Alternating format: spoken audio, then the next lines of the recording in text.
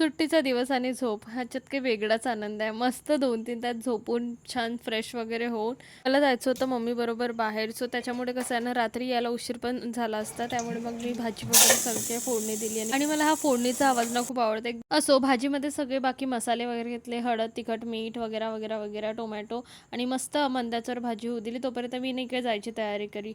Weather इतका छान होता आणि सूर्य बघा आणि मम्मीनी बघा इतके सारे झाडं लावले आणि बरेचसे झाडं खाली सुद्धा आहे पोर्चमध्ये. ते पण मी तुम्हाला कधीतरी दाखवणार.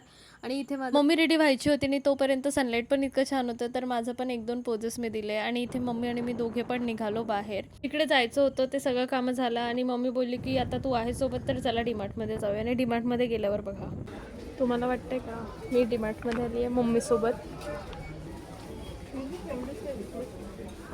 का नाही? मला नाही आवडत त्यापेक्षा हेवाला घे, हेवाली चांगली दिसते घे.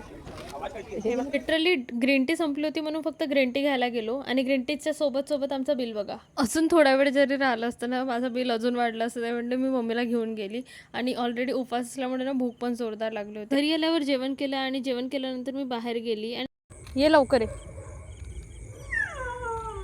मी एकटी का बरं गेली याच्यासाठी भुरी माझ्याबरोबर भांडत होती आणि याच्यासोबत भांडता भांडता असंच माझा दिवस गेला आज.